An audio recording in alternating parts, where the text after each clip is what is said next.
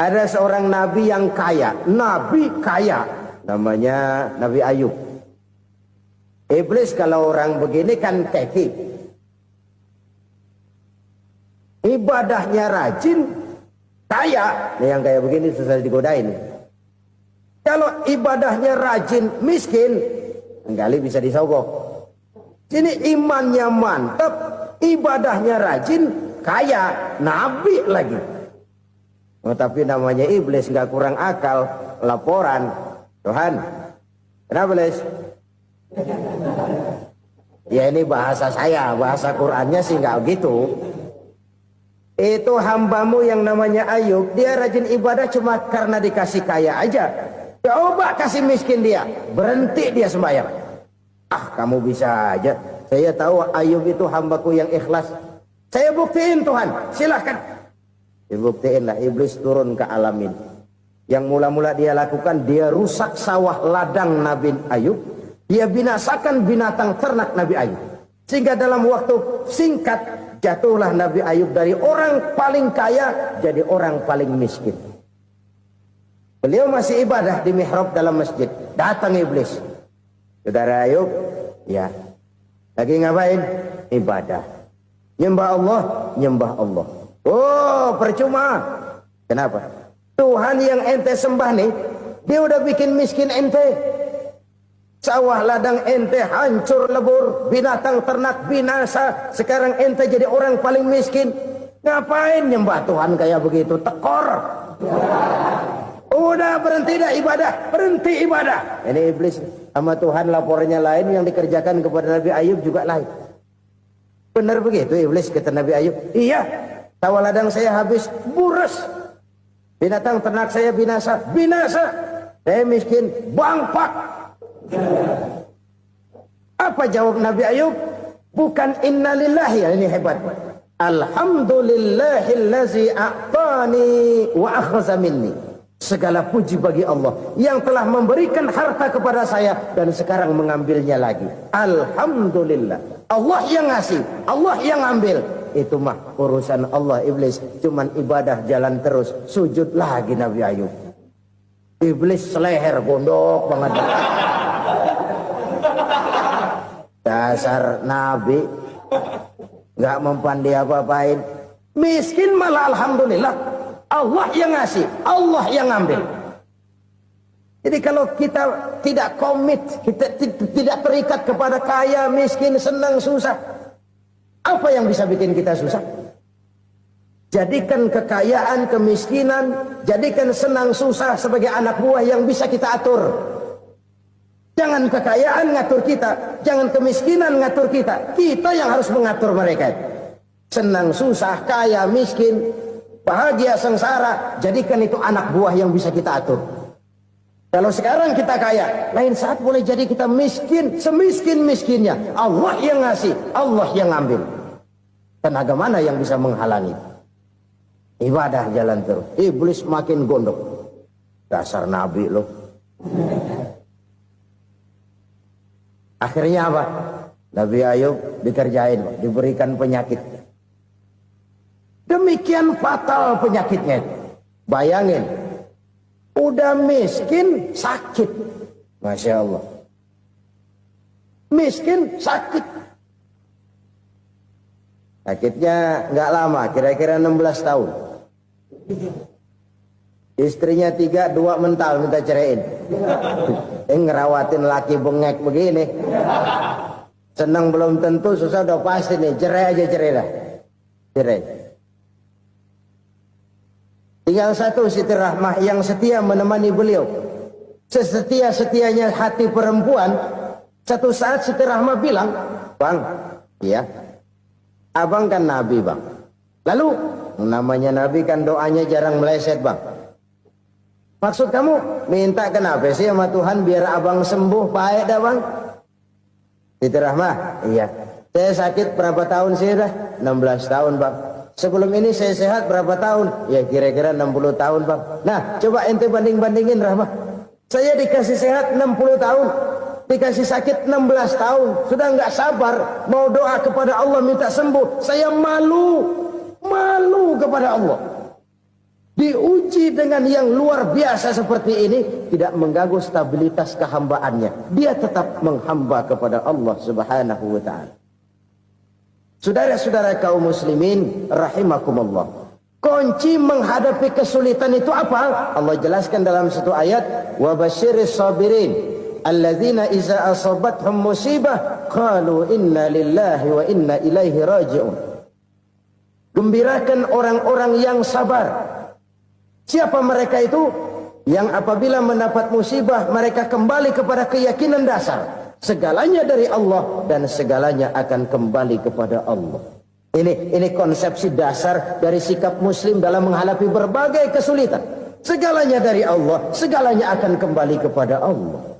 Kalau ini sudah kondisi dasarnya, maka kita akan lapang menghadapi kenyataan bagaimanapun pahitnya. Apakah itu namanya miskin? Apakah itu namanya sakit? Bahkan maut sekalipun. Maut sekalipun. Segalanya dari Allah, segalanya akan kembali kepada Allah. Ini sikap hidup, bukan sekedar ucapan. Kita kadang-kadang menjadikannya sebagai ucapan. Mulutnya sehingga berhenti, innalillahi wa inna ilaihi raji'un, tapi nangisnya terus gerung-gerungan. Bukan itu, ini kesadaran moral. Kalau segalanya dari Allah, segalanya kembali kepada Allah, kan sebenarnya cuma nunggu giliran. Hari ini saya nyembayangin dia, entah hari apa saya disembayangin orang. Hari ini saya antar dia ke kubur, entah hari apa orang nganterin saya ke kubur. Hari ini saya tahlilkan dia, entah nanti kapan orang tahlilkan saya. Segalanya dari Allah, segalanya akan kembali juga kepada Allah. Oleh sebab itu saudara-saudara, kesulitan bukan untuk ditakuti. Kesulitan justru untuk diatasi, dicarikan jalan keluarnya. Dan tidak ada orang yang tidak pernah mendapat kesulitan. Tidak ada. Semakin tinggi status sosial, semakin tinggi kualitas keimanan, semakin besar juga tingkat kesulitan. Hanya saja bagaimana cara kita mengatasinya. Dan Al-Quran menyatakan, inna ma'al usri yusra. Di balik kesulitan itu pasti ada kemudahan. Roda itu berputar. Karena itu Rasulullah sallallahu alaihi wasallam mengingatkan kepada kita, ta'arraf ilallahi firraha ya'rifka fisyiddah. Ingatlah kepada Allah di waktu kamu senang, supaya Allah ingat kepada kamu di waktu kamu susah. Kalau waktu senang kita ingat kepada Allah, kita susah, Allah tidak akan meninggalkan kita. Tapi kalau waktu senang kita jauh dari Allah, sujud tidak sempat, dengan masjid jauh, ketika senang kita lupakan Allah. Nanti begitu kita susah, Allah lupakan kita. Dan itu menyakitkan. Oleh karena itu orang-orang tua kita dulu bilang, kalau lagi sehat ingat-ingat lu bakal sakit nanti. Kalau lagi kaya ingat-ingat satu saat kita bakal jatuh miskin. Bahkan kalau lagi muda ingat-ingat kita bakal tua. Dan yang terpenting, kalau lagi hidup ingat-ingat kita bakal mati. Saudara-saudara kaum muslimin rahimakumullah. Jadi yang kedua yang merupakan perbendaharaan surga, menyembunyikan musibah. Saudara-saudara kaum muslimin rahimakumullah. Hal ketiga yang merupakan perbendaharaan surga adalah wasilatur rahmi. Orang yang suka bersilaturahmi.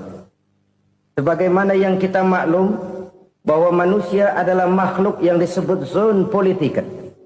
Makhluk sosial yang tidak mungkin hidup sendiri-sendiri. Betapa dan siapapun kita memerlukan orang lain. Bodoh betul manusia kalau tinggal di tengah masyarakat tapi tidak mau bermasyarakat. Merasa hebat sendiri, pinter sendiri, gagah sendiri, kaya sendiri. Mungkin kalau mati juga ngubur sendiri. Jangankan kita di sini. Di sorga saja Nabi Adam waktu sendirian bengong melulu, ngondar mandir. Allah tegur dam sepi dam. Ya ini kalau bahasa saya. Iya Tuhan sepi ini nggak ada colek-colekan pisan ini. Diciptakan Siti Hawa baru anteng Nabi Adam. Itu di sorga. Cobalah. Umpamanya saudara tinggal di Jakarta nih. Kayak bener. Apaan aja di Jakarta punya saudara dah. Jembatan Semanggi ambil. Monas, Buntel bawa pulang. Hotel-hotel ambil semua. Cuman tinggal di Jakarta sendirian, apa enaknya? Betapa dan siapapun kita perlu orang lain. Tidak ada seorang pun yang bisa memenuhi kebutuhan hidupnya secara sendiri-sendiri. Nah, Islam telah menyelamatkan manusia dari ras diskriminasi, mengikat manusia dengan persaudaraan yang berlandaskan kepada akidah. Karena itu dianjurkan bersilaturahmi. Bahkan Nabi menyatakan, man arada ayyubsata lahu fi rizqihi wa yunsa'a fi atharihi falyasil rahimah. Siapa yang kepengen diluaskan rezekinya dan dipanjangkan usianya, banyaklah ia bersilaturahmi. Siapa yang kepengen dimudahkan rezekinya, hendaknya ia banyak bersilaturahmi. Kalau banyak teman, kesulitan kan paling tidak ada tempat cerita. Udah susah, sendirian kita pikirin diri, nggak ada tempat tukar pikiran. Cepet banget sama bengek. Dilawan sendiri. Nah, secara makro kita bisa berkata, tidak mungkin ada kemenangan kalau tidak ada kekuatan. Tidak ada kekuatan kalau tidak ada kesatuan dan persatuan. Tidak mungkin ada kesatuan dan persatuan tanpa semangat silaturahmi. Kalau umat Islam mau menang, dia harus kuat. Kalau umat Islam mau kuat, dia harus bersatu. Kalau umat Islam mau bersatu, dia harus membudayakan silaturahmi ini. Bahkan sampai-sampai kata Nabi, kalau bisa cari nilai tambah. Apa? Silman qata'ak. Bersilaturahmilah kau kepada orang yang marah denganmu. Masya Allah, indahnya ajaran agama kita. Orang yang marah pun kepada kita, kata Nabi, kalau bisa bersilaturahmilah kepadanya, kepada orang yang marah itu. Di situ nilai tambah. Cuman jujur nih hadis, ngucapinnya gampang, ngamalinnya yang berat banget. Orang marah sama kita disuruh silaturahmi, ada apa malu? Lu marah, ada gua marahan lagi. Tunggu pikirin. Saudara-saudara kaum muslimin rahimakumullah. Tapi ini yang diajarkan, bahkan ini yang dicontohkan oleh baginda Rasul. Bagaimana begitu mudah, misalnya satu saat Abu Jahal ini ngatur strategi bagaimana bikin Muhammad celaka. Dia gali lubang di depan tempat tidurnya. Dia tutupin daun korma. Terus dia panggil seseorang, ke sini. Kasih tahu Muhammad, pamannya sakit keras, minta ditengokin. Berangkat orang ini ke sana. Muhammad, labbaik. Pamanmu sakit keras, dia minta ditengokin. Baik, saya akan datang menjenguk beliau. Berangkatlah Nabi ke rumah Abu Jahal tanpa prasangka apapun. Abu Jahal udah pasang setil, selimut 3 rangkap setengah dipakai, persis kayak orang meriang. Tapi sembari ngintip dari balik selimut, begitu Muhammad buka pintu, nah masuk perangkap nih. Muhammad jalan menuju tempat pembaringan. Makin lama makin dekat, makin lama makin dekat, makin dekat ke lubang yang dipasang oleh Abu Jahal itu. Dalam hati Abu Jahal, terus dah jatuh, mampus dah lo ini. Mampus lo hari ini nih.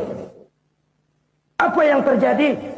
Malaikat Jibril datang. Muhammad, pamanmu cuma pura-pura sakit.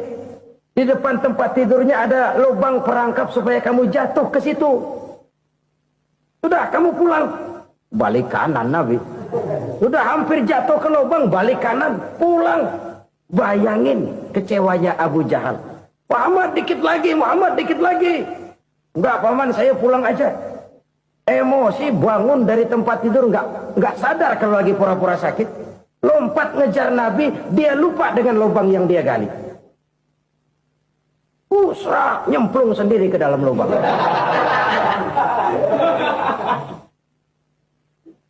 Nabi terus berlalu. Ini terjadi keanehan. Jatuh ke lubang yang dia gali itu sebenarnya nggak terlalu dalam ya, antara 3-4 meteran lah. Tolong saya jatuh ke lubang ini. Datanglah pelayan-pelayannya itu. Angkat saya dari sini. Oh, yang ngulurin tambang. Satu gulung, belum juga nyampe itu tambang. Kurang, beli lagi ke warung. Sambung, ulur lagi, nggak juga bisa sampai.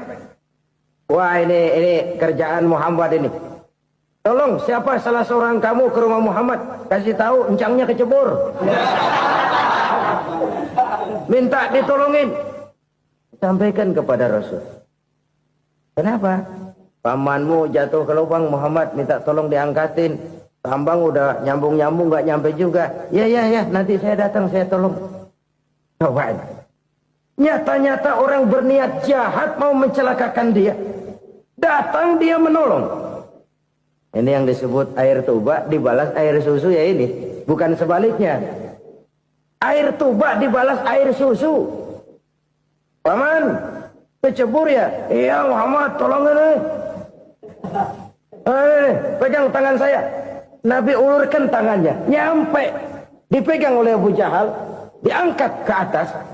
Sampai atas. Apa kata Abu Jahal? Sihirmu memang hebat Muhammad. Udah ditolongin dikata sihir. Yang enak kita kemplang kan itu orang begitu. Urusan apa? Tapi inilah akhlak. Kalau bisa kamu bersilaturahmilah dengan orang yang marah kepadamu sekalipun. Orang marah kita tetap baik. So, kalau kita berbuat baik sama orang yang memang baik, rasanya sih biasa-biasa aja. Orang baik kita baik lagi. Ya draw aja, belum ada nilai tambah di situ. Baru ada nilai tambah kalau kita bisa berbuat baik kepada orang yang nyakitin kita. Itu namanya kita setingkat di atas dia. Dia sakitin kita, kita berbuat baik sama dia. Dia pelit sama kita, kita baik sama dia. Dia marahin kita, kita deketin dia. Di situ kita punya nilai tambah. Jadi siapa yang ingin diluaskan rezekinya kata Nabi dan dipanjangkan umurnya, hendaklah ia banyak-banyak bersilaturahmi. Sederhana sebenarnya silaturahmi. Tapi silaturahmi membangkitkan semangat kesatuan dan persatuan. Kesatuan dan persatuan melahirkan kekuatan. Dalam matematika, 1 ditambah 1 pasti 2. Tapi di tengah masyarakat, 1 orang takut ditambah 1 orang takut, hasilnya jadi 2 orang setengah berani. Kenapa setengah berani? Karena udah berdua. Tadi pan takut sendirian. Kalau dia kumpul turu-turu takut lah jadi berani. Kita yang lemah, kita yang tidak berdaya, kita yang miskin, kalau mau kompak bersatu, apa yang nggak bisa kita kerjain? Apalagi tinggal di kota besar, pilihan cuma 2, bertahan atau minggir. Bertahan atau minggir. Untuk bisa bertahan, harus mampu bersaing. Untuk mampu bersaing, harus punya keahlian. Keahlian harus ditunjang dengan pendidikan. Ditambah oleh kekompakan sebagai umat. Udah miskin mencar mulu, orang injak kita. Orang nggak pandang urusan apa yang malu. Oleh karena itu silaturahmi pada hakikatnya merupakan roh dari ukhuwah yang diajarkan oleh agama kita. Bagaimana Islam menyelamatkan masyarakat manusia dari ras diskriminasi, mengikat manusia, dan tidak ada persaudaraan yang lebih indah selain persaudaraan yang diikat dengan nilai-nilai akidah. Sepanjang orang di jalan Allah, itulah saudara kita. Keluar dia dari jalan Allah, selesailah persaudaraan sampai di situ. Karena itu, kalau ingin menyimpan sesuatu di surga, banyaklah bersilaturahmi. Datang ke rumah ini, datang ke rumah itu, dan lain sebagainya.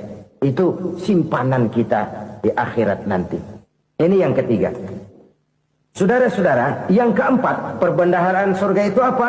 Wa qawlu la hawla wa la quwwata illa billah. Ucapan la haula wa la quwwata illa billah. Ibadah kan ada yang berat, modalnya besar. Bangun masjid berat, modalnya besar. Bangun rumah sakit berat, modalnya besar. Ada ibadah yang berat, tapi modalnya ringan. Misalnya puasa. Puasa itu berat, mengendalikan nafsu. Kalau sekedar nggak makan nggak minum sih enteng, mengendalikan nafsu itu jihad terbesar. Tapi kan modalnya ringan, cuma niat saja.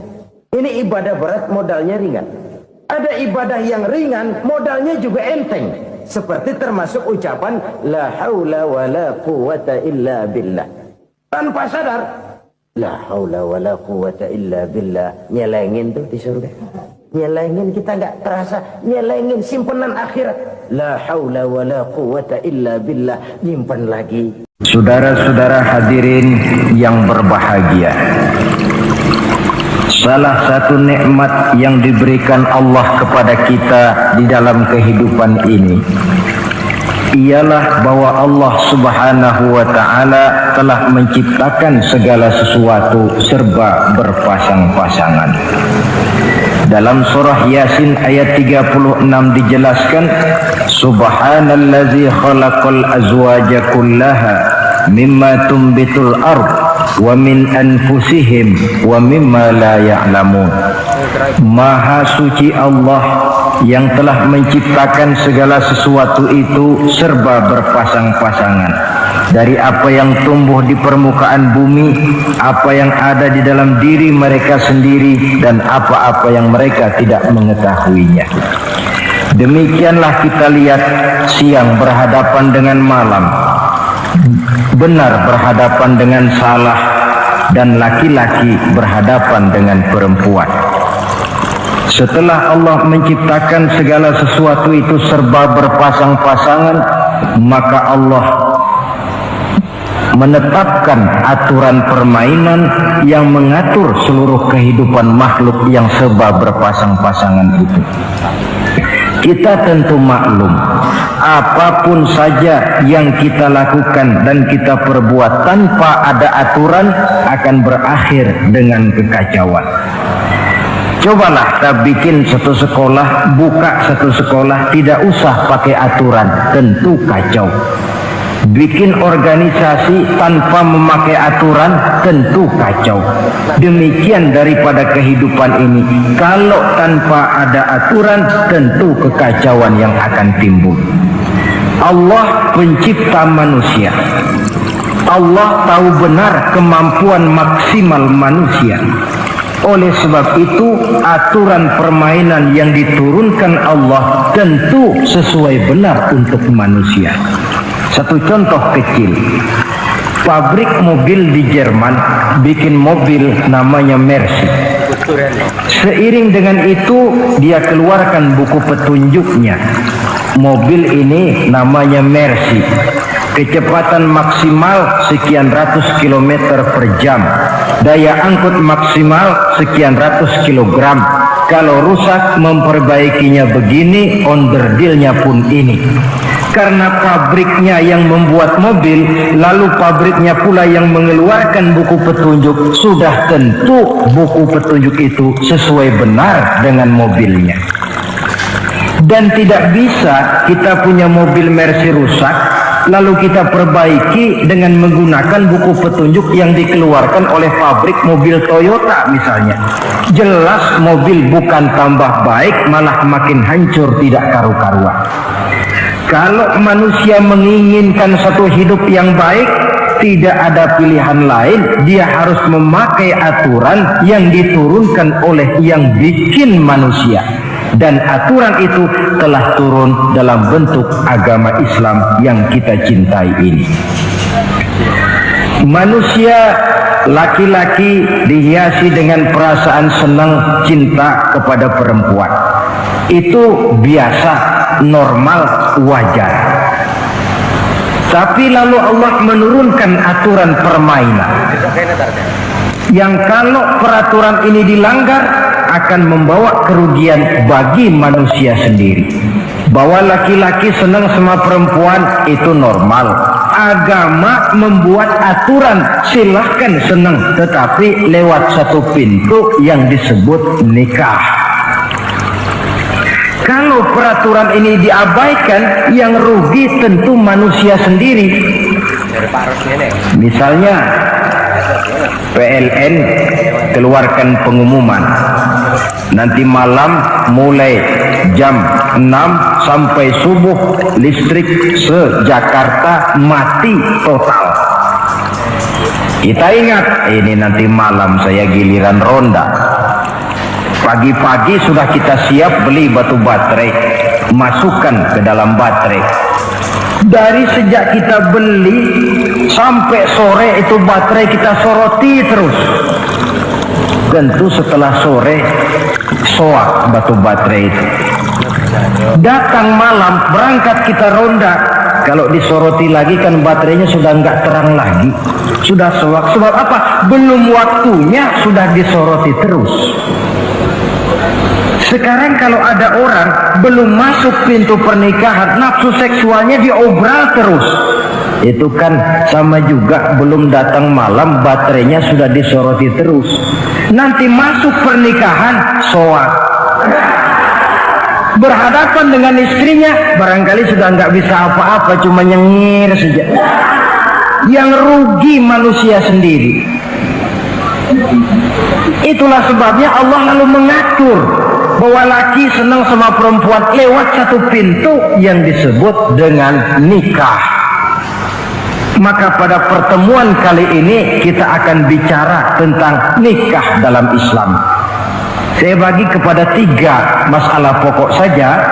Pertama, pengertian dan kedudukan nikah menurut Islam. Yang kedua, motivasi pernikahan. Karena apa orang itu seharusnya melakukan nikah. Dan yang ketiga, membina rumah tangga bahagia menurut contoh Rasulullah Sallallahu Alaihi Wasallam. Hadirin yang saya hormati, kita mulai dengan yang pertama, pengertian nikah. Dalam kehidupan sehari-hari ada 2 kata yang sering kita gunakan, kawin dan nikah. Kalimat kawin kelihatannya dipergunakan oleh semua makhluk hidup.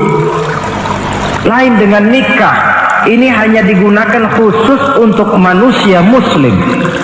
Makanya kita sering dengar orang bilang kucing kawin, ayam kawin, kambing kawin, dan belum pernah kita dengar ada ayam nikah atau kucing nikah. Sebab apa? Nikah ini cuma dipakai oleh makhluk bernama manusia yang muslim.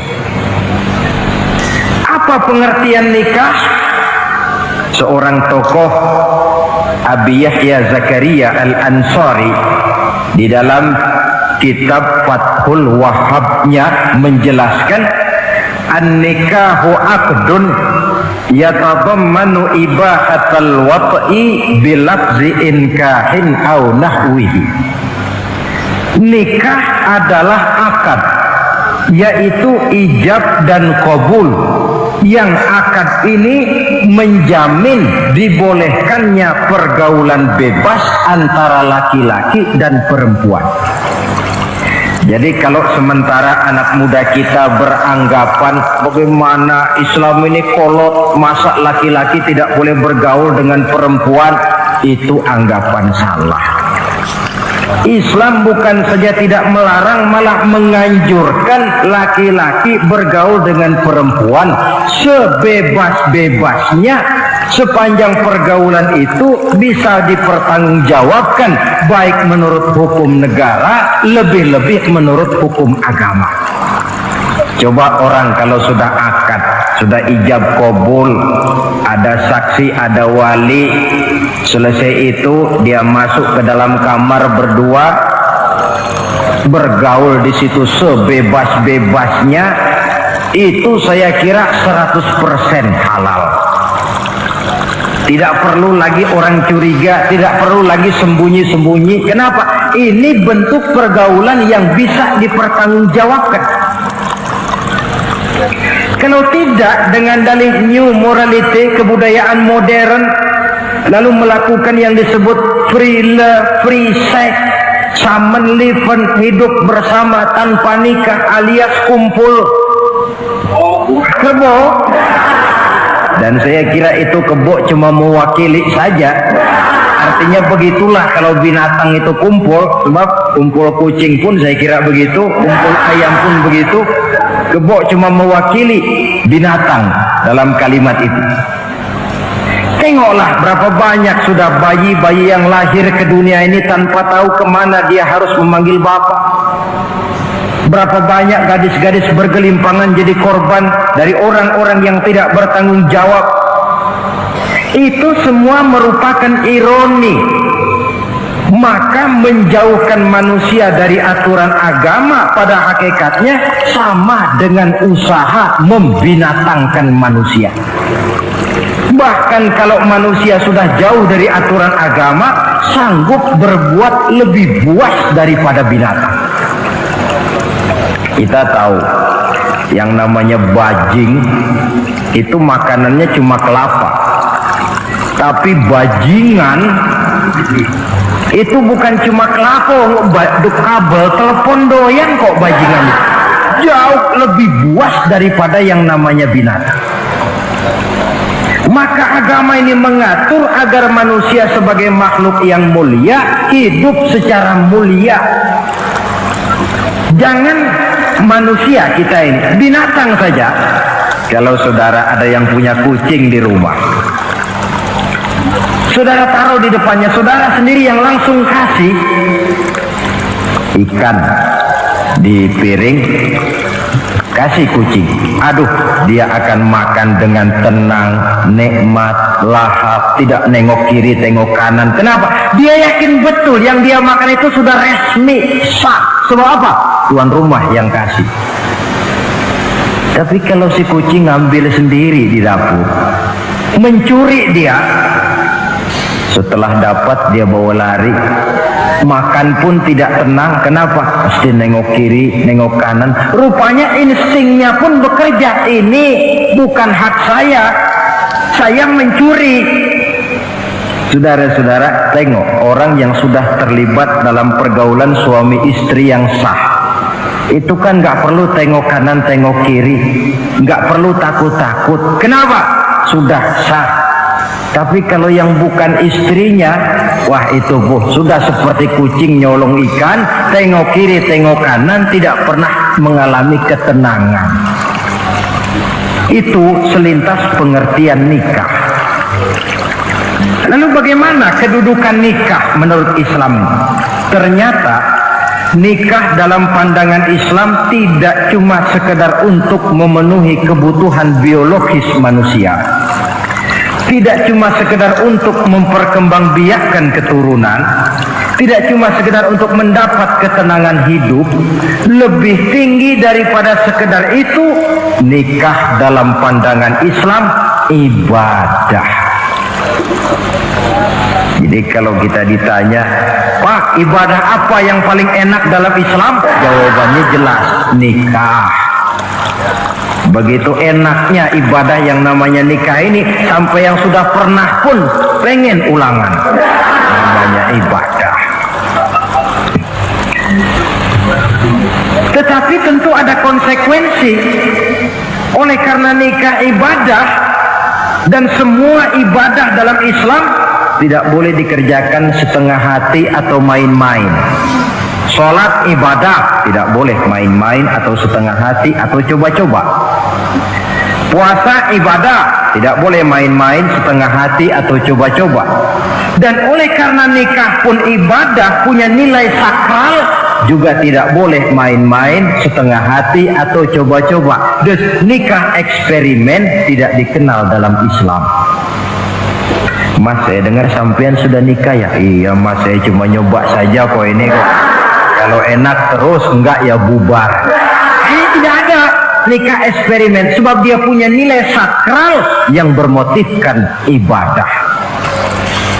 Itu pengertian dan kedudukan nikah. Lalu apa motivasi suatu pernikahan? Karena apa seharusnya orang nikah itu? Apa landasannya? Saudara, hadis yang diriwayatkan oleh Imam Bukhari, Muslim, Abu Dawud dan Ibnu Majah dari Abi Hurairah menjelaskan, Nabi bersabda, tunkahul mar'atu li arba'in. Nikahilah perempuan karena 4 perkara. Kalau dia perempuan, tentu nikahilah laki-laki karena 4 perkara. Memilih jodoh, nah inilah lengkapnya konsepsi Islam. Memilih jodoh saja Islam itu memberikan petunjuk kok. Karena apa orang memilih jodoh itu? Kata Rasul yang karena 4 faktor. Pertama, lima liha, karena dia orang kaya, cari yang kaya. Yang kedua, lihasabiha, karena dia keturunan orang baik-baik, cari keturunan orang baik-baik. Yang ketiga, lijamaliha, karena dia cantik, cari yang cantik. Dan yang keempat, lidiniha, karena dia orang taat beragama, cari orang yang taat beragama. Kalau berkumpul keempat-empatnya, rasanya surga dunia sudah. Coba lihat, suami mana sih yang tidak bangga punya istri cantik, kaya, keturunan orang baik-baik, lalu taat beragama? Atau istri mana sih yang tidak bangga punya suami ganteng, kaya, keturunan orang baik-baik, dan taat pula beragama? Tapi kan terus terang, yang kumpul keempat-empatnya kan boleh dibilang jenis makhluk langka. Sulit. Kadang-kadang cantik, kaya, akhlaknya kayak setan. Ada saja kurangnya. Oleh karena ada saja kurangnya, lalu Nabi memberikan stressing, penekanan. Fazfar bizatiddin karibat iyadat. Pilih orang yang taat melaksanakan agama, niscaya hidupmu akan berkah. Jadi motivasi suatu pernikahan hendaknya agama. Apa rahasianya? Mari kita lihat. Kalau orang memilih pasangan karena rupa yang cantik semata-mata, silakan, tapi jangan jadi motivasi utama. Kalau rupa yang cantik jadi alasan utama, saya yakin rumah tangga tidak akan tahan lama. Sebab apa? Pertama, yang namanya cantik itu relatif. Artinya bergantung siapa yang memandang. Yang menurut saudara cantik, menurut saya belum tentu cantik. Yang kata saya cantik, menurut saudara barangkali itu yang jelek. Relatif. Saya kalau ditanya orang, Ustadz siapa perempuan paling cantik di dunia ini? Tentu saja saya jawab istri saya. Apa saudara lalu protes? Salah Ustadz, yang cantik istri saya bukan istri Ustadz. Saya bilang masa bodoh saya nggak ngurusi istri sampean. Cantik itu relatif. Sehingga di kalangan para ahli cinta, ahli cinta, sampai sekarang masih jadi perdebatan. Sebenarnya cantik yang bikin orang jatuh cinta, apa cinta yang membuat orang jadi kelihatan cantik? Dua-duanya bisa terjadi. Mungkin karena cantik orang jatuh cinta, dan bisa juga karena sudah kadung cinta orang kelihatannya jadi cantik. Tapi yang jelas cantik relatif. Yang relatif tidak bisa dijadikan sandaran utama. Yang kedua, yang namanya cantik itu temporer, artinya berubah oleh pergeseran masa dan pertukaran waktu. Sekarang dia cantik, of course, sedang sweet 17-an, sedang honeymoon, sedang bulan madu, sedang pengantin baru, tentu saja cantik. Punya dia anak satu, kecantikan mulai menurun. Punya dia anak dua, kulit mulai keriput. Punya dia anak tiga, apalagi tak pandai bersolek, udahlah onderdir mulai pada coba. Kalau rumah tangga didasarkan kepada rupa yang cantik saja, selesailah rumah tangga sampai di situ. Yang ketiga, di atas langit rupanya masih ada langit lagi. Di atas yang kita anggap cantik, rupanya masih ada yang lebih cantik. Kalau cantik yang kita kejar, kita akan jadi petualang yang pindah dari perempuan satu ke perempuan yang lain. Cinta bajak laut namanya. Di mana kapal berlabuh, di sana cinta mendarat. Saudara hadirin yang saya hormati, padahal sate dengan singkong itu kan bedanya cuma di tenggorokan. Kalau sudah masuk ke dalam perut, kenyangnya barangkali sama. Malah barangkali besok pagi kalau keluar lebih tidak enak baunya sate itu daripada singkong. Makanya orang kalau sudah nikah oleh Nabi dipesan, apabila kamu di jalan melihat perempuan yang membuat kamu kagum, cepat-cepatlah pulang ke rumah. Sebab apa? Sebab yang perempuan cantik di jalan kau lihat itu punya, istrimu juga di rumah punya. Gak percaya, cobalah pulang, akurin, sama itu. Silakan cari yang cantik, tapi jangan dijadikan motivasi utama. Yang kedua, kalau perkawinan pernikahan cuma karena harta, silakan cari yang kaya. Tapi kan harta itu, kata Imamul Ghazali, al-mal zillun zail, harta bagaikan bayangan. Sore di sebelah barat, tengah hari di tengah, sore pindah ke sebelah timur. Hari ini dia kaya, besok dia bangkrut, roda itu berputar. Kalau harta dijadikan pilihan utama, boleh jadi dalam hidup berumah tangga ada pepatah, ada uang abang disayang, tidak ada uang abang melayang. Artinya pun rumah tangga tidak akan tahan lama. Yang ketiga, kalau karena keturunan, persilahkan cari keturunan yang baik-baik. Namun toh pada akhirnya orang diajarkan bahwa kita ini mau besar atau tidak bukan dengan jalan menyempeng kepada kebesaran orang lain, tetapi ditentukan oleh kepribadian kita sendiri. Sekarang kalau karena agama, Nabi berikan penekanan fasfar bizatid din taribat yada. Pilih orang yang taat beragama, niscaya hidupmu akan beruntung. Apa rahasianya? Tidak lain rumah tangga Rasulullah Sallallahu Alaihi Wasallam.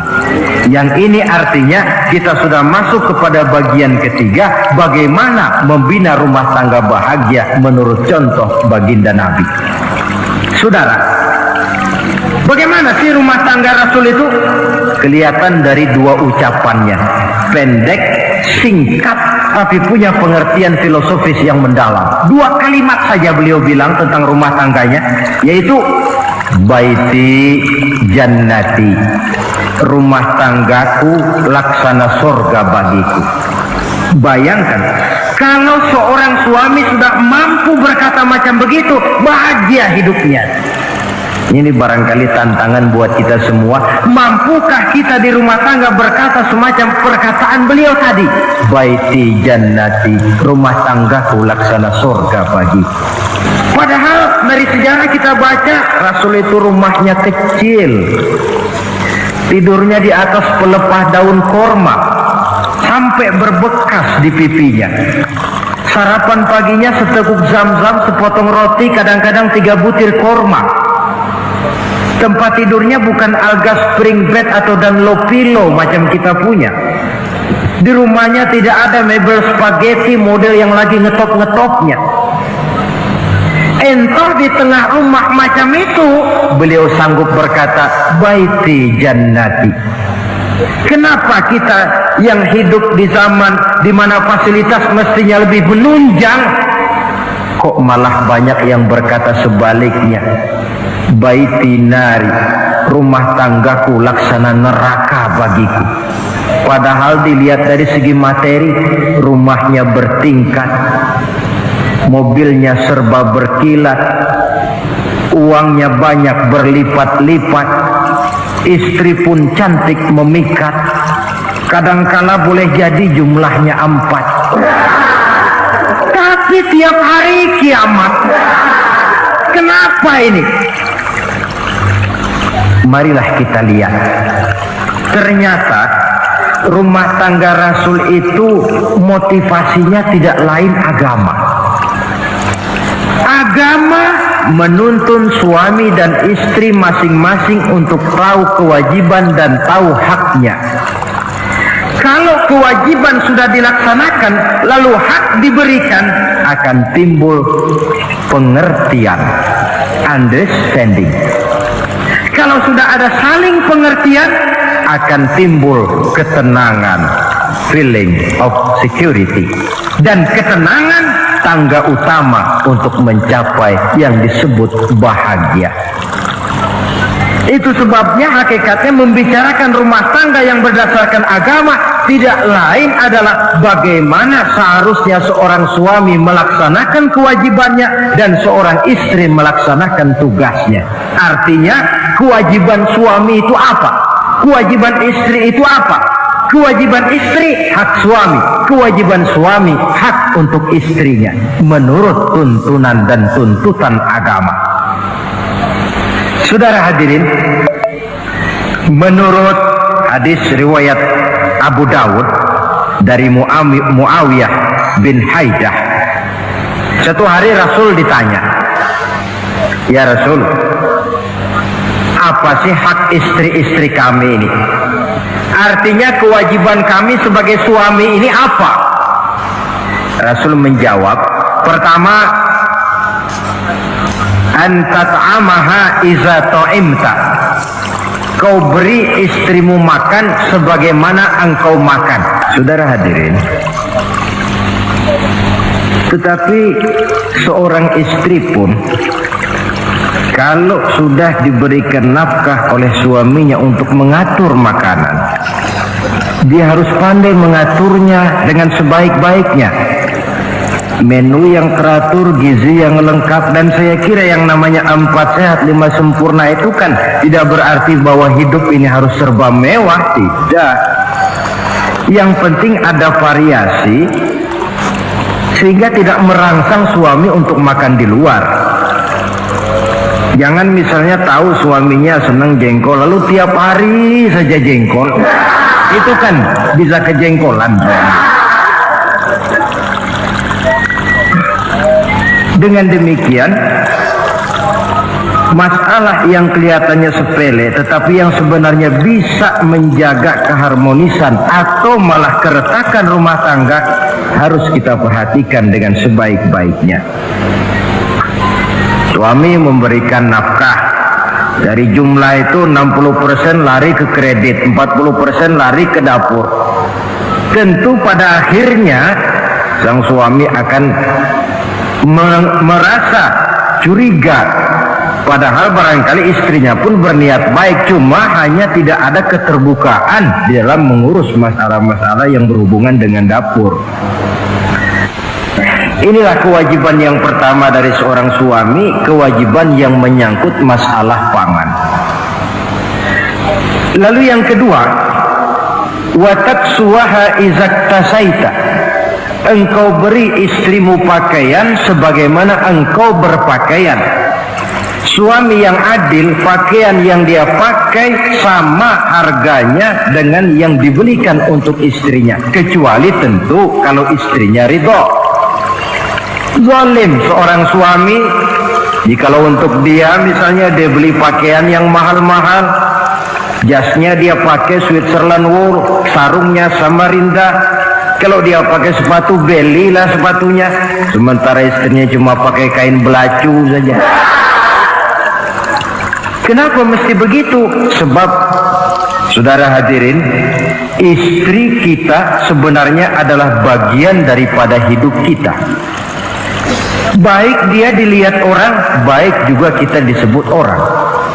Jelek dia dipandang orang, tentu jelek juga nama kita disebut orang. Apalagi hidup bermasyarakat, kadang-kadang mulut usil itu kan sudah banyak macam ragamnya. Itu siapa sih perempuan yang jalan? Kenapa? Itu pakaian yang tidak dipakai sih tidak mahal, cuma pakaiannya serasi, pantas, enak dilihat. Oh, terang saja dia kan istrinya si Miun. Nah, Miun yang sedang tidur barangkali tidak tahu apa-apa mendapat sebutan baik. Cobalah kalau istri kita semaunya saja, orang akan bilang, ah itu perempuan, kenapa saya gerah melihatnya, ke pasar cuma pakai kutang saja. Tentu suami pun akan mendapat sebutan yang tidak baik. Cuma sang istri kalau sudah dibelikan pakaian oleh suami, termasuk alat-alat kecantikan di dalamnya, pakaian itu tentu dipakai niat pertama adalah untuk menyenangkan hati suami. Seorang istri yang memakai bedak untuk menyenangkan suami, misalnya tiap polesan bedak ada pahalanya. Dia pakai lipstik untuk menyenangkan hati suaminya, tiap goresan lipstik ada pahalanya, bernilai ibadah. Ini kewajiban yang kedua. Yang ketiga, wala tadribil wajha. Kalau marah jangan memukul muka. Maksudnya apa ini? Kewajiban memberikan perlindungan, sehingga si istri merasa ada tempat dia mengadu, ada tempat dia melarikan persoalan, ada tempat dia bergantung. Kalau marah jangan memukul muka, dan memukul itu pun upaya terakhir. Kalau tidak bisa dengan kata yang lemah lembut, agak sedikit keras katanya. Kalau dengan kata yang keras tidak juga bisa, pisah tempat tidur. Kalau memang tidak bisa juga dengan pukulan yang tujuannya bukan untuk menyakiti tetapi untuk mendidik. Allah tadribal wajha. Kalau marah jangan memukul muka, dan memukul pun bukan jalan pertama tapi upaya terakhir, dengan tujuan bukan untuk menyakiti tapi untuk mendidik sang istri. Kewajiban untuk memberikan perlindungan. Yang keempat, wala tuqabbih. Jangan memburuk-burukan istrinya. Kewajiban menjaga nama baik. Sebab apa? Dalam satu bahasa yang indah, Al-Quran menjelaskan bahwa suami istri itu laksana pakaian. Hunna libasul lakum wa antum libasun lahunna. Istri pakaian untuk suami, suami pakaian untuk istri. Lihatlah alangkah indah gaya bahasa Al-Quran ini.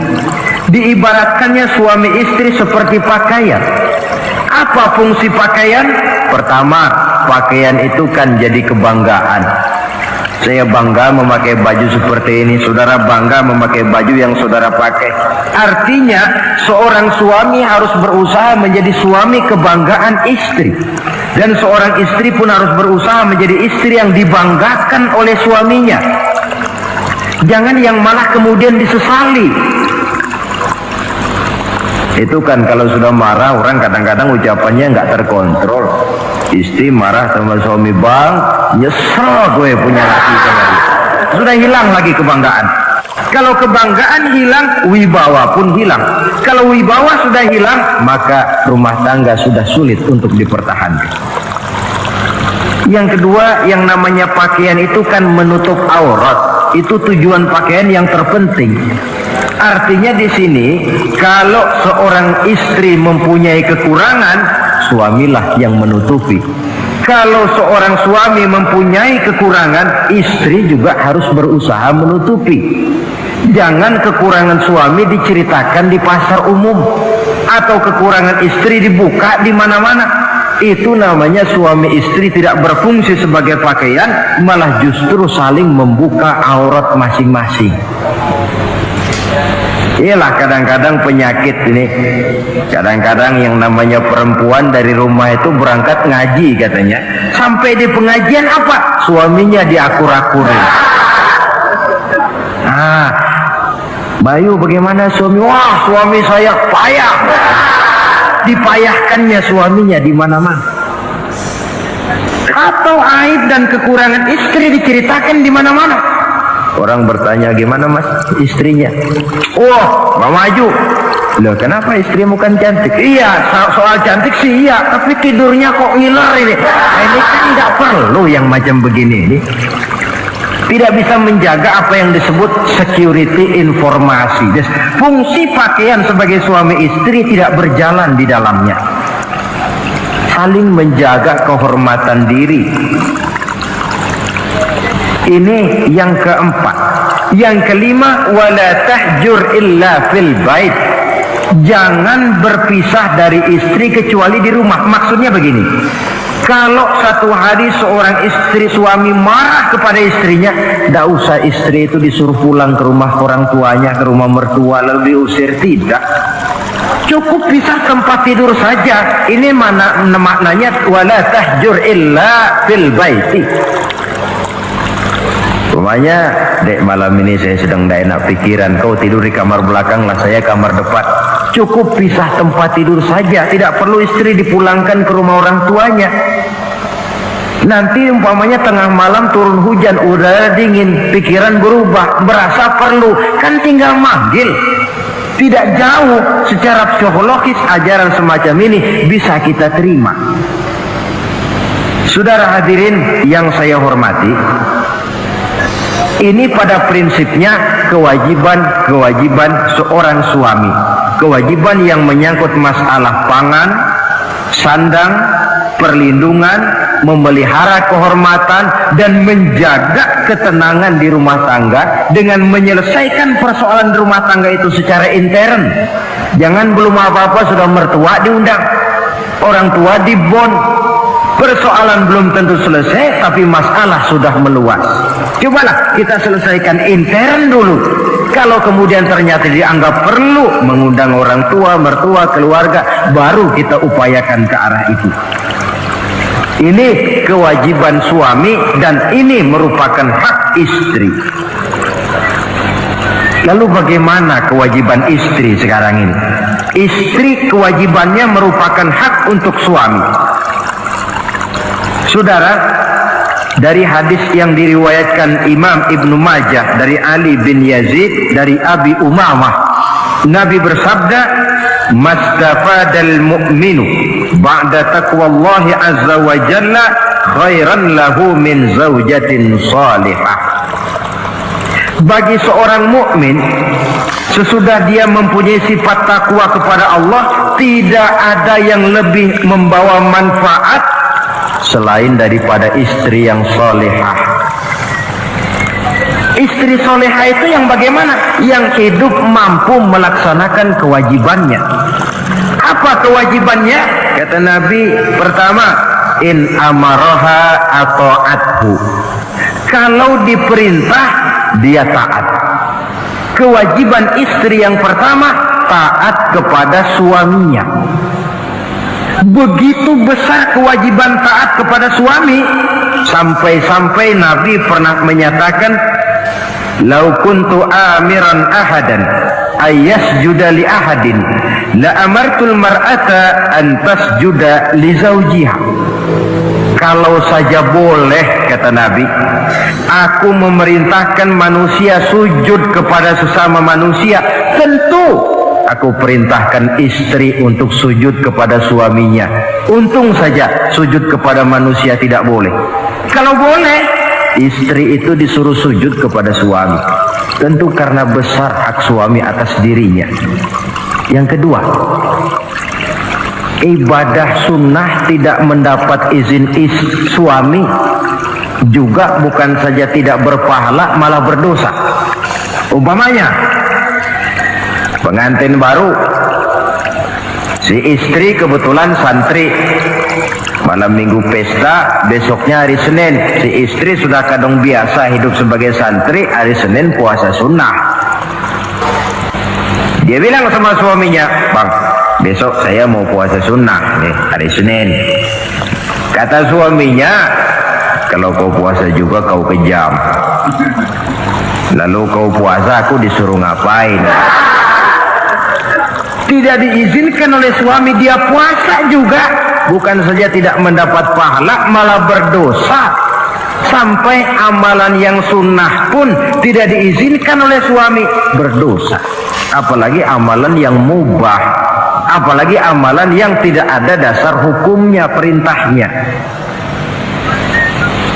Sepanjang perintah suami tidak untuk maksiat kepada Allah, istri wajib untuk taat. Dalam hadis lain kita temukan Nabi bersabda, "Idza da'a ar-rajulu imra'atahu ila firashihi." Kalau seorang suami memanggil istrinya ke tempat tidur. Ini bahasa kinayah. Manggil ke tempat tidur kan tentu nggak perlu penjelasan. Masa mau nyambal di tempat tidur kan enggak. Fa'abat, si istri tidak mau. Lantaran istri tidak mau, suami jengkel. Fabata ghadbana 'alaiha.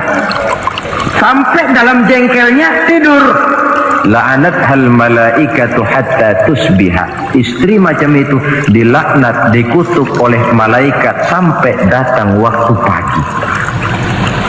Kewajiban untuk taat. Namun sebaliknya, seorang suami pun jangan mentang-mentang istri wajib taat lalu overacting. Segalanya main tunjuk, segalanya main komando, segalanya main perintah. Sebab contoh yang diberikan oleh Rasul tidak begitu. Rasul kita baca dalam sejarah menjahit bajunya sendiri, memperbaiki kasutnya sendiri. Artinya yang bisa ya dikerjakan tanpa harus menggantungkan semuanya kepada sang istri. Kewajiban untuk taat. Nah, penutup tentang taat ini ada sebuah hadis pula di mana baginda Nabi bersabda, ayyumam ra'atin matat wa zawjuha anha radin dakhalatil jannah. Kalau seorang perempuan meninggal dunia, suaminya ridho kepadanya, maka perempuan itu akan masuk surga. Artinya, kalau seorang istri meninggal, ya dia tukang ngaji, ya tukang sholat, ya suka puasa, ya gemar sodakoh, tapi meninggal suaminya tidak ridho, pintu surga belum dibukakan sampai suaminya ridho kepadanya. Ini menggambarkan tentang besarnya kewajiban taat seorang istri kepada suaminya. Ini kewajiban pertama. Lalu kewajiban yang kedua, kata Nabi, wa in nazara ilaiha sarrathu. Kalau dipandang oleh suaminya, dia pandai menggembirakan, menyenangkan hati suaminya. Menjadi istri yang pandai menyenangkan hati suami. Siapa contohnya? Kita lihat misalnya istri Nabi, diantaranya Sayyidatuna Khadijah radhiyallahu anha. Ketika Nabi pertama kali menerima wahyu berhadapan dengan malaikat Jibril, beliau kembali ke rumah dengan tubuh gemetar. Setibanya di rumah beliau berkata, "Zammiluni ya Khadijah." Khadijah, selimuti saya. Kenapa bang? Barusan datang malaikat Jibril, dia katakan begini-begini, saya khawatir Khadijah. Khadijah tahu suaminya sedang gelisah. Sebagai istri yang bijak beliau tampil, apa katanya? Kalla ma yukhzikallahu abada. Tidak apa-apa bang, jangan khawatir, Allah tidak akan menyusahkan abang buat selamanya. Ini istri yang pandai menyenangkan hati suami. Suami pulang dagang dari pasar, rugi. Istri tampil. Itulah bang, romantikanya dagang. Masa selamanya saja, untung sekali-sekali lah rugi. Si suami kan tidak terlalu pusing kepalanya. Jangan sudah di pasar rugi, sampai rumah istri pidato, peletar-peletor macam petasan. Dasar suami goblok, dagang saja rugi. Sudahlah di pasar rugi, sampai ke rumah digoblok-goblokin. Itu nanti suami kan bisa kena penyakit yang disebut broken home. Penyakit nggak betah di rumah. Seorang istri kalau suami sudah kena penyakit tidak betah di rumah, itu mesti siap-siap mental untuk dimadu. Nah, jadi kalau tidak dimadu bagaimana? Berusaha bikin betah suami di rumah. Suami pulang kantor jam 2, setengah 2 dandan, kalau perlu setel habis. Kalau perlu kelihatan suami akan datang, bukakan pintu, sambut dengan senyum. Apalagi kalau senyumnya Pepsodent. Saya kira suami bagaimanapun lelahnya, peras keringat, banting tulang, pulang mencari nafkah, kalau kembali di rumah disambut dengan senyum, hilang capeknya. Tapi bayangkan, sudahlah di kantor capek, peras keringat, banting tulang, sampai pula di rumah yang nyambut cuka sama kukusan. Udah asem, monyong. Suami mana yang kerasan tinggal di rumah? Menjadi istri yang pandai menggembirakan, menyenangkan hati suaminya. Bahkan diizinkan bohong untuk menyenangkan hati suami. Umpamanya, suami kebetulan habis obyeknya gol, karena ingin menyenangkan istri, mampir di pasar beli kain batik. Si suami tidak tahu bagaimana kain batik yang bagus, beli saja sembarangan. Sudah kainnya kasar, warnanya norak, harganya yang mestinya murah jadi mahal, dibawa pakaian itu pula. Istri lihat dan tahu kalau ini batik jelek, norak, kasar, harganya pun murah. Tapi dia ingin menyenangkan hati suaminya. Suaminya tanya, bagaimana dek kain batik ini? Waduh bang, bagus betul kain ini. Pinter bener abang milih warna ini. Emang yang kayak begini ini bang, coba lihat tetangga kita mana ada yang pakai kain kayak begini. Ya memang gak ada, jelek. Suami senang tentu. Lalu kain itu oleh istrinya, ngaji dipakai, keundangan dipakai, tidur dipakai, masak dipakai, nyuci pun dipakai. Suami makin bangga, wah kain yang saya beliin dipakai terus ini. Lain pula istrinya, dalam hati dia berpikir, biarin deh gue pakai terus biar cepet hancur, nggak ada urusan. Coba kalau waktu itu si istri jujur, dasar laki goblok, beli kain kayak begini, sono pulangin.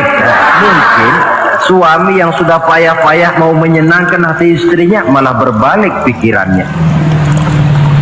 Saudara hadirin, ini kelihatannya penting untuk menjaga suasana keharmonisan di dalam kehidupan berumah tangga. Begitu pula pengertian seorang suami.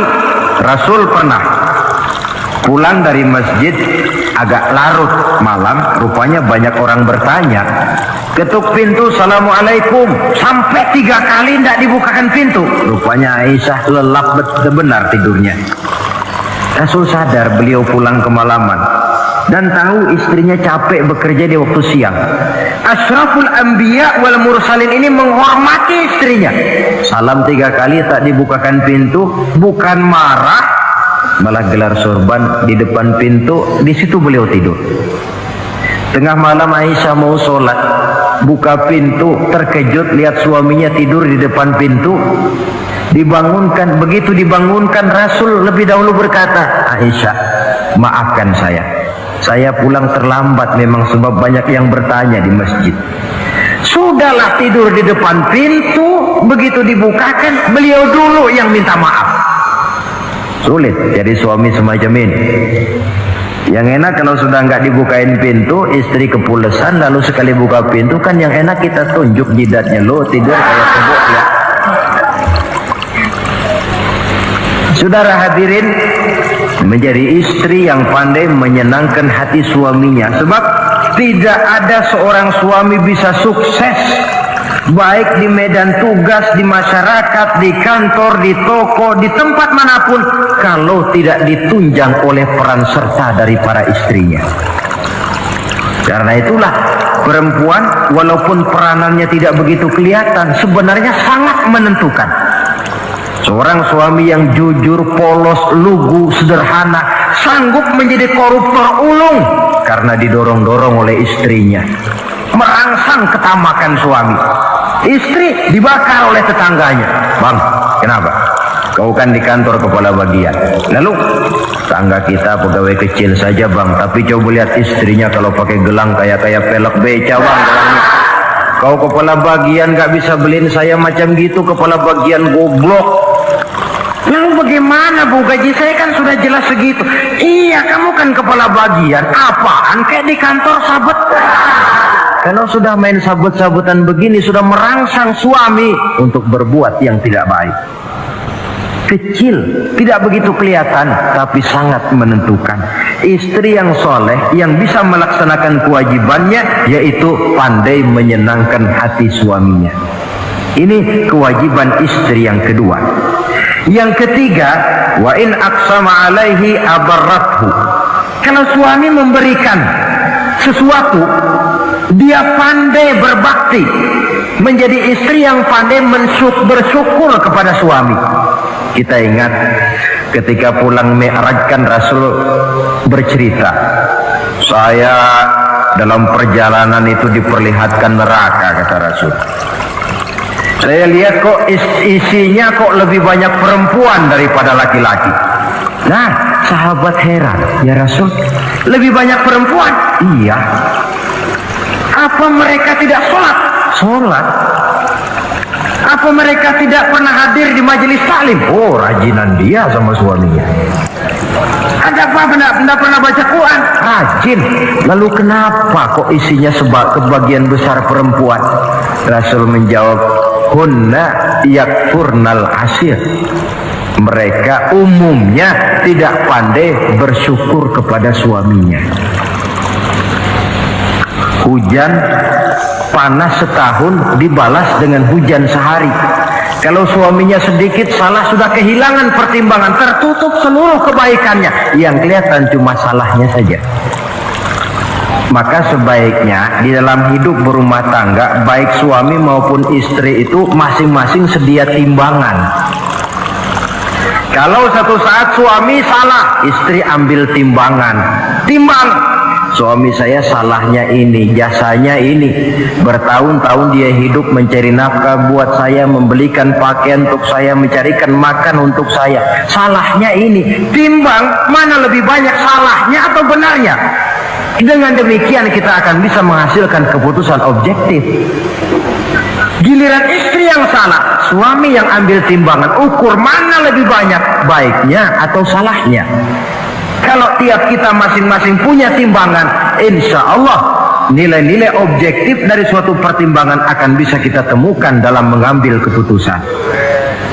Istri yang pandai berbakti membalas budi daripada suaminya. Kewajiban yang keempat dari seorang istri, wa in ghaba anhu nasahathu fi nafsiha wa malihi. Kalau suami tidak ada di rumah, dia pandai menjaga kehormatan dirinya dan pandai menjaga harta suaminya. Tidak mencari kesempatan dalam kesempitan. Suami lembur, istri ngompreng. Dan pandai menjaga harta suaminya. Nah, coba lihat. Kalau seorang suami ada uang di kantongnya 100 rupiah. Ada tukang minta pengemis, istri ambilkan saja tanpa izin suaminya uang di kantong suami 100. Dia sedekahkan. Niatnya tentu baik. Si istri dapat dosa, si suami dapat pahala. Perbuatan sedekahnya itu betul, tapi mengambil uang tanpa izin suami itu yang salah. Dan ternyata salah itu lebih besar daripada pahala yang dia lakukan lantaran bersedekah itu. Kalau ini terwujud, maka suasana saling mempercayai akan tumbuh. Kalau sudah saling mempercayai, rasanya akan terwujud kedamaian dan ketenangan. Suami meninggalkan rumah dengan perasaan tenang, istri pun melepas suami dengan perasaan damai, tanpa was-was, tanpa curiga, dan sebagainya. Dan ini modal yang paling utama mewujudkan saling kepercayaan dalam membina hidup bahagia. Saudara, jadi dengan demikian kewajiban suami dan kewajiban istri yang merupakan bagian tidak terpisahkan dari bagaimana membina rumah tangga berdasarkan tuntunan agama merupakan hal yang dicontohkan oleh Nabi kita Muhammad sallallahu alaihi wasallam. Dengan satu kesimpulan, rumah tangga Nabi bahagia karena rumah tangga itu disinari oleh ajaran-ajaran agama. Sehingga timbul saling pengertian membawa kepada ketenangan, dan ketenangan sesungguhnya tangga utama mencapai rumah tangga bahagia. Tanpa materi orang memang sulit untuk bahagia. Tapi materi semata-mata bukan merupakan jaminan bahwa orang akan hidup bahagia. Banyak isak tangis berbunyi di rumah-rumah mewah, dan banyak sendak gurau, tawa dan canda, tawa lerai di rumah-rumah sederhana. Artinya suka dan duka, sedih dan gembira, susah dan bahagia bisa ada di gubuk reot dan bisa juga ada di rumah mewah. Ternyata bukan harta semata-mata yang menopang dan menjamin hidup itu akan bahagia, tapi satu rumah tangga yang dipancari oleh sinar agama di bawah naungan ridho dari Allah Subhanahu wa taala. Si istri taat melaksanakan ajaran agama, suami taat, lalu anak-anak pun hidup dalam suasana yang religius. Dari sana tumbuh pancaran sinar keagamaan. Irama agama mengalun dalam kehidupan rumah tangga kita. Berfungsilah dengan demikian rumah tangga sebagai tempat di mana kita mengamalkan ajaran agama kita. Alangkah nikmat satu rumah tangga. Istri ahli ibadah, suami pun ahli ibadah, anak-anak pun terbiasa oleh lingkungan untuk hidup melaksanakan suatu ibadah. Dan keberhasilan di rumah tangga awal untuk menuju keberhasilan di masyarakat, di tempat tugas, dan di tempat-tempat lainnya. Sebaliknya, kehancuran rumah tangga akan selalu menjadi awal kehancuran karir di masyarakat, di tempat kerja, dan di tempat-tempat lainnya. Oleh karena itu, berangkat dari hal semacam inilah, maka kita berkeyakinan rumah tangga yang bahagia ialah rumah tangga yang didasarkan kepada ajaran agama. Sehingga tercapailah kebahagiaan hidup di dunia yang langsung menopang kepada kebahagiaan hidup di akhirat nanti. Nah, inilah pembicaraan kita pada pertemuan kali ini. Dengan harapan mudah-mudahan dari setiap rumah tangga muslim memancar sinar-sinar agama, menjadi kubu-kubu pertahanan di mana kita menegakkan ajaran agama, dan pada akhirnya nanti akan tercipta masyarakat yang agamis. Terwujudlah ketenangan, kedamaian, dan ketentraman.